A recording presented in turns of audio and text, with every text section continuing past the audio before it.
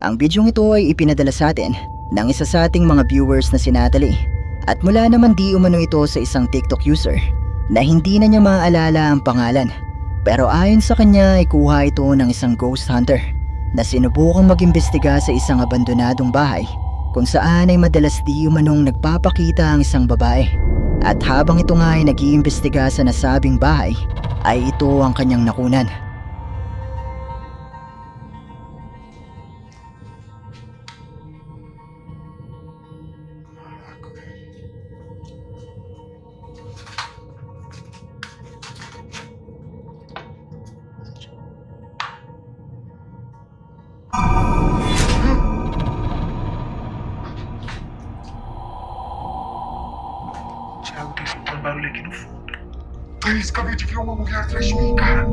Sa maikling bidyong ito ay makikita na habang ang ghost hunter ay nasa loob ng nasabing bahay, sa kanyang pagpasok sa loob ng banyo ay nakita niya mula sa salamin na ito ang tila isang babae na nasa kanyang likuran. Pero sa isang segundo lang nang siya ay lumingon dito ay wala namang babae na naroon.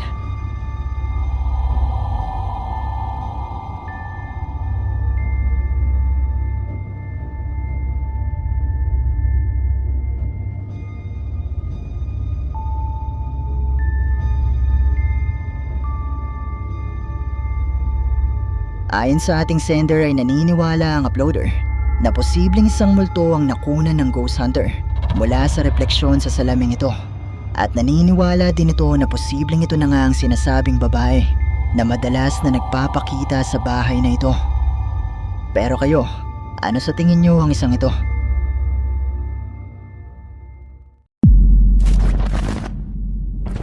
Ang content creator na si Herbie Yomori na may-ari ng YouTube channel na Galaero TV kasama ang kanyang team ay nagtungo sa bundok Makiling para subukang mag-overnight camping sa Botanic Garden. Pero dahil hindi pala pwedeng mag-overnight dito ay nagpaalam na lang sila sa mga lokal na payagan silang mag-overnight sa ibang lugar na malapit dito. At matapos nga nilang makahanap ng pwesto at sumapit na ang gabi ay dito na nagsimula ang mga kakaibang pangyayari. Legit yun, lahat kami nakarinig. Sabi po kung sakaling man na-insulto kayo sa pinag-usapan namin. Ano yan?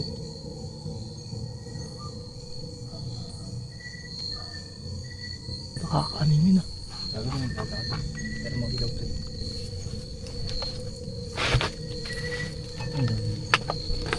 Tingin ka sa paligid ah.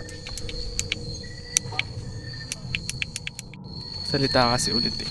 Gagawin namin. Ayun talaga. Kung saan... Budget na yun eh. Kasi yun naman sinabi namin pag may nagsalita pa ulit. Kasi ano, yun na yung parang cue namin na pag may nagsalita ulit, narinig kami nagsalita, bababa na kami. Bali, ang gagawin doon na lang kami mag-chill sa tabi ng sasakyan. Magsiset up kami doon ng lamesa. Tapos, doon na sila magiinom.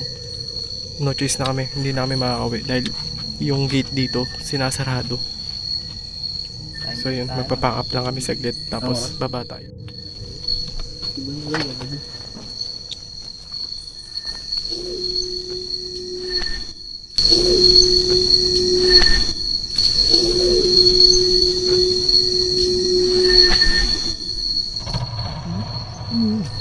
Itong tao ba yun? Pre, iba na yun, tara na. Tao ba yun? Gagawin.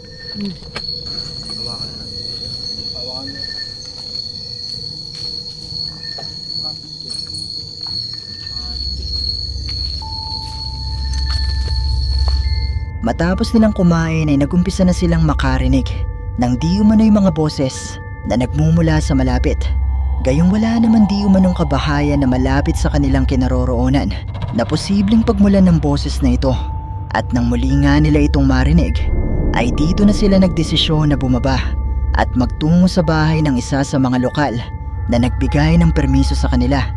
Pero habang sila nga ay narito, ay merong nangyari na talaga namang mas nakapangingilabot. Hindi yung sabi pero parang kakaiba na dun. Parang ano? Parang ano tayo, parang... May bahay ba dun tayo? Ha? May bahay ba dun? Wala. Kaya hindi siya may taas tayo.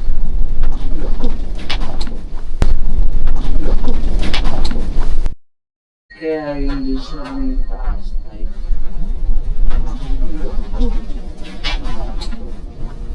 kaya yun doon sa may taas na yun. Hindi kayo nag... Hindi kami tayo. Hindi. Hindi, meron talaga, pre. Meron talaga. Grabe. May nagpaparamdam talaga dun, tay. Meron, sinundan kayo. Tensya, Wala po kami. wala naman itong balak na masama. Gago. Sinundan kayo ah. Sundan niyo tayo. Ang lakas ng Sinundan pre. kayo ah. Ito lang yung bahay ni tatay, yung ano ninyo. Oo, Oo. ramdaman ko. Ito ka marulo. Itong tulo din. Tensya na ho, pasensya. Pensya na po. Habang sila ay nag-uusap ay bigla na lang nayanig ang kanilang paligid na mapapansing nagpagalaw din sa galon ng tubig na ito. At maging ang kausap nilang lokal ay kinilabutan sa nangyaring ito. Hindi ba ba, no? Hindi ba na ganun? Ito. Gago, hindi ako nakahawak. Lahat tayo nakaramdam. Hindi ako nakahawak. Alog yung lupa. Alog yung lupa. Tsaka pati dito. Hindi ako nakahawak dito. Ang tigas-tigas Ano yun, mama yun? Hindi pati lupa eh, no? Parang sa atin ng parte. Tayo, tingnan mo tayo. Kahit alugin ko. Wala oh. Wala nga, wala. Iba, hindi nyo talaga kayang ugain to. Diba? Sa tatay nga nakaramdam. Makaramdam siya. Ramdaman ko eh. Base sa mga pahayag nito ay naniniwala siya na posibleng nasundan di umano ang grupo ng isang kapre. May posibilidad ba na multo, aswang, o ano yung elemento o yung na-encounter namin? Ang na-encounter nyo, baka yung ito, baka yung ano to, yung kapre dito. Ayun. Kung gusto nyong mapanood ang kabuuan ng bidyong ito at ang iba pa nilang mga videos, maaari kayong bumisita at mag-subscribe sa kanyang YouTube channel na Galaero TV.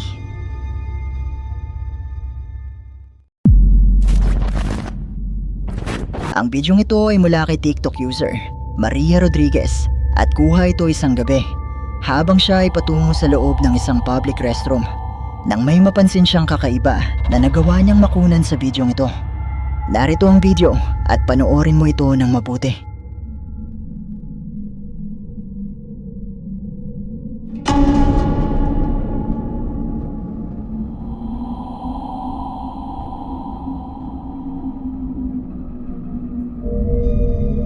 Habang siya ay papunta sa loob ng public restroom, ay nakita niya ang animoy isa pang babae na may mahabang itim na buhok na tila ba nakasilip sa kanya mula sa loob ng isa sa mga cubicle.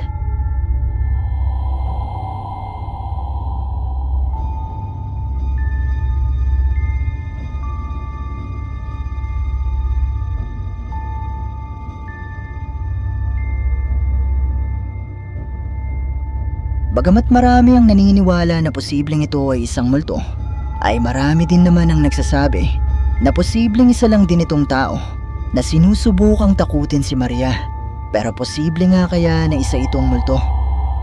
Kayo na ang bahalang humusga. Wait, napansin ko na 80% sa mga viewers ay hindi pa nakasubscribe dito sa ating channel. Kaya naman kung ikaw ay isa sa 80% na ito, iniimbitahan kita na i-hit ang subscribe button at ang notification bell dahil marami pong mga nakakatakot na videos ang paparating. Kamakailan lang ay nag-viral sa Facebook ang post ng isang lalaki na nagngangalang Daryl Alboro kung saan ay nagbahagi siya ng ilang video na nagpapakita ng di umano'y pagpaparamdam sa kanilang opisina habang siya ay nag-iisa at sarado na ito. Ayun o. Sarado yun na namin nagdodoorbell ng ano. Oh. Anong yan?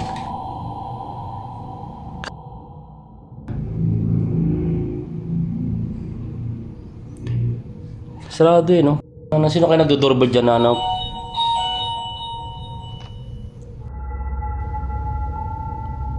Mula sa mga bidyong ito ay maririnig ang pagtunog ng doorbell na tila ba may pumipindot dito. Ibinahagi din niya ang isang video na nagpapakita na nasa loob ng roll-up door ang doorbell, kung kaya naman walang ibang makakapindot dito kundi ang mga nasa loob ng opisina, pero tandaan na nag-iisa lamang siya nung mga sandaling ito.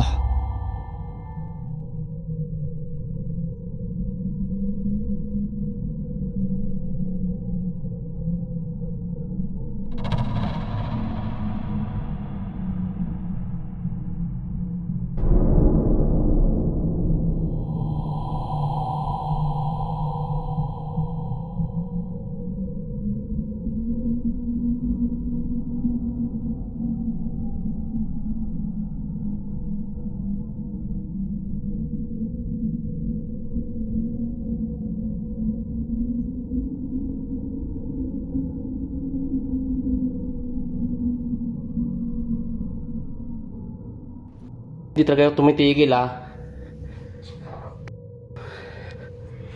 Kinalampag yung pinto. Kina.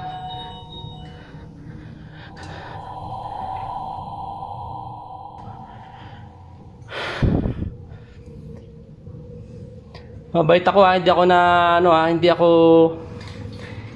hindi ko kayo ginagalaw.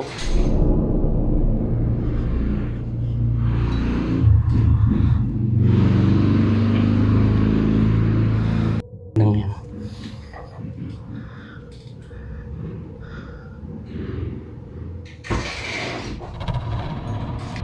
Nyo, uwi na nga ako.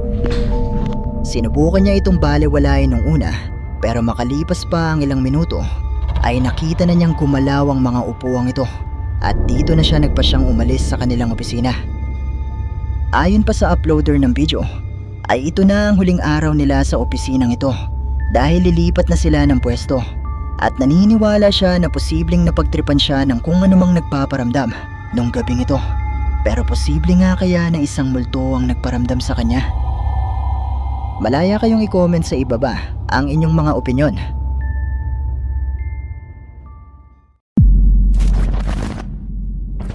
Ang bidyong ito ay ipinadala sa atin ng isa sa ating mga viewers na tumangging magpakilala at mula naman di umano ito sa isang Japanese TikTok user na ibinahagi ang kanyang kakaibang karanasan isang araw habang siya ay nag-iisa sa kanyang tahanan. Nang marinig nito na may kumakatok sa kanyang banyo at para sa kanyang seguridad ay naisipan niya itong kuna ng video.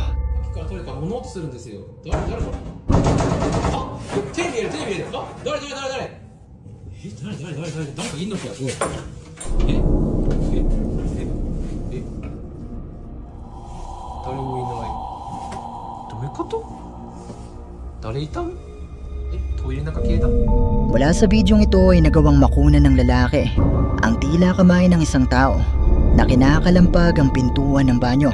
Pero nang maglakas loob na ang lalaki na buksan ng banyo ay wala namang tao na naroon sa loob.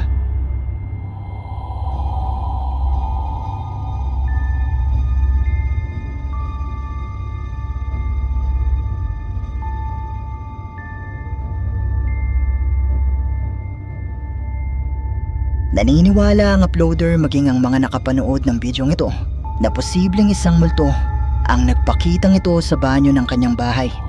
Pero katulad pa rin ng palagi kong sinasabi, nasa inyo na kung maniniwala ba kayo o hindi.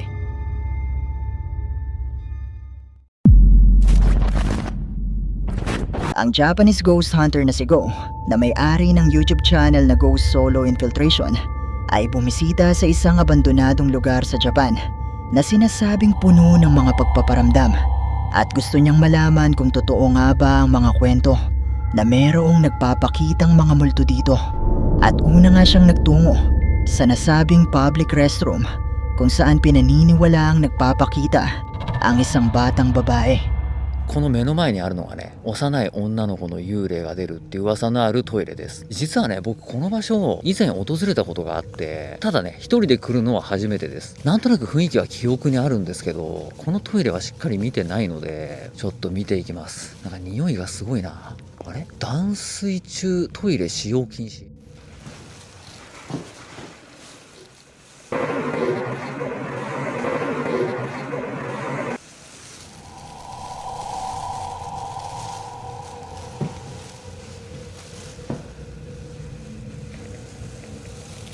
ダメだ、これはちょっと汚れがすごいな。幽霊が出るっていうね、噂を聞いてるからっていうのもありますけど、だいぶヤバそうな雰囲気のあるトイレですね。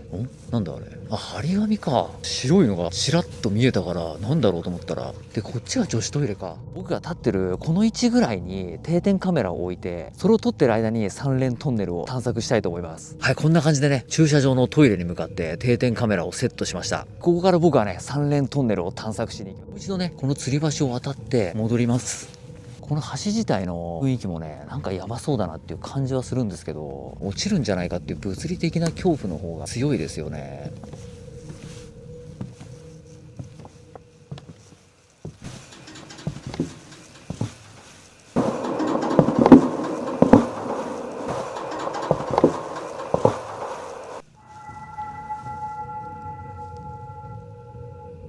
するなって思うんですけど、僕が歩くとねやっぱ足が揺れて、それのきしんでる音なんだろうなこれ。ちょっと待った。すんげえ揺れてんだけど、風？でも今日風全然ないんだよな。急にすげえ揺れ出したんだけど、これやばくないか？なんでこんな揺れてんのいきなり。僕がねちょっと動いたぐらいじゃそんなに揺れないんですけど、この音聞こえるかな？ちょっと映像じゃね分かりづらいかもしれないんですけど、動いてないのにすんごい揺れてるんですよ、足が。これやばいな。こういう暗いねトンネルとかって結構コウモリいるイメージありますけど、唯一初めて見つけましたね今日。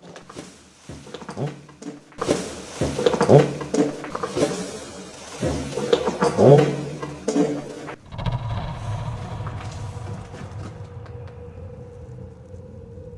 なんか足音しなかったか今。音がね響くようなトンネルだと、自分が歩いた足音がね反響して足音聞こえたみたいに勘違いすることがよくあるんです。たどり着けないんだけど、どういうこと？特にトンネル内で止まって喋ってとかってやってなかったんで、なんでこんな時間かかるんだ。おかしいぞ。これ最初に通ったトンネルと一緒だよな。なんで抜けれないの？もうひたすら30分ぐらい歩き続けてるんですよ。違うトンネルに入ったなんてことないよね。2のトンネルを抜けたのがものすごく昔の記憶みたいになってて、何だこれ。す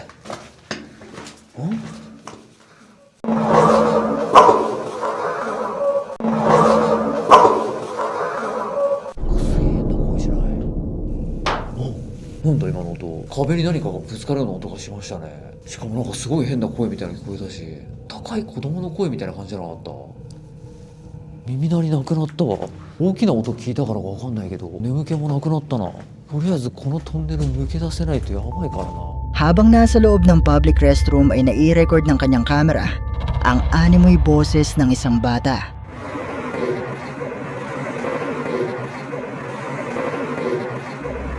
Matapos nito ay pumasok siya sa loob ng tunnel at nai-record niya dito ang mga kakaibang tunog at boses na hindi niya alam kung saan nga ba nagmumula. Pero ang mas kakaiba pa dito ay ang nakuna ng iniwan niyang camera sa tapat ng public restroom.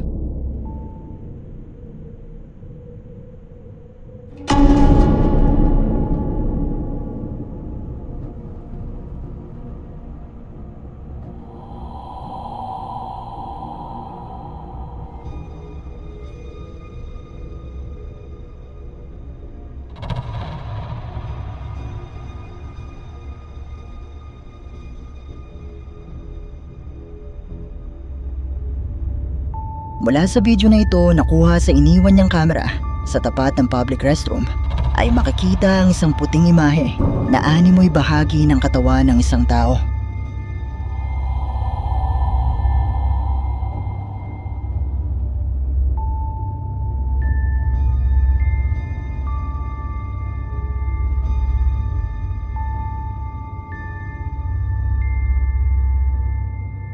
Sa paniniwala ni Go at ng kanyang mga viewers, ay posibleng ito ay ang multo ng batang babae na sinasabing madalas na nagpapakita sa public restroom na ito. Pero hindi lang yan ang napansin ng ating sender dahil matapos ang investigasyon ni Go at habang siya ay nasa loob ng kanyang sasakyan sa parking lot ng lugar, ay tila may mukha di umano na nagpakita. ってるんですけど、全くもって雰囲気はね、凝ってなかったです。残念ながらね、浮桟橋に関しては壊れちゃってて、立ち入り禁止に、ね、なってしまっていたので行けなかったんですけど、吊り橋と三連トンネルには行くことができました。吊り橋に関してはちょっとやばいなと思いましたね。僕が動いてないのに急に揺れ出したんで、やばいだろうって思う瞬間はありました。で、幼いね、女の子の幽霊の目撃情報があるトイレの方にはね、定点カメラを置いてみました。何か映ってるかどうかっていうのはね、家に帰ってから確認してみないとわからないので、またね、動画内にね、定点カメラの映像というものは加えて Ayon sa ating sender ay wala namang makikitang kahit na ano sa bintana nung magumpisa ang video ni Go. Pero matapos di umano ang kanyang investigasyon, ay dito na makikita ang tila isang muka. Pero mga multo nga kaya ang nakunan niya sa bidyong ito. Kayo, ano sa palagay nyo? At dito na nagtatapos ang ating video. Kung nagustuhan mo ang bidyong ito, sana ay mag-iwan ka ng like at ng iyong komento. At kung hindi ka pa nakasubscribe sa channel na ito, ay mag-subscribe ka na at i-hit mo na rin ang notification bell para updated ka sa mga bago nating upload. O paano? Paalam mo na sa ngayon at kita-kits na lang sa susunod nating video. Maraming salamat. Shoutout sa ating channel members, ang Team Loyal, Zepplet PH, Jumar Safe, Pumpkin Scully, Band 77MR, Okutsulin, Shara Maylelay Crispaday, at Jamaica Jane Layog. Hi! Kung meron kang mga videos na pwede nating i-content sa ating munting channel, i-email mo lang ito sa sircripstv@gmail.com o kaya naman na i-PM mo lang ako sa ating Facebook page. Maraming salamat! Sa katahimikan ng gabi sa dilim, alam mo ba, may nagmamasid sa iyong palihim. Nakatitig at tila gustong lumapit, mata ay nanilisig na parang galing. Sa dilim sila'y nakabang, naghihintay ng mabibiktima.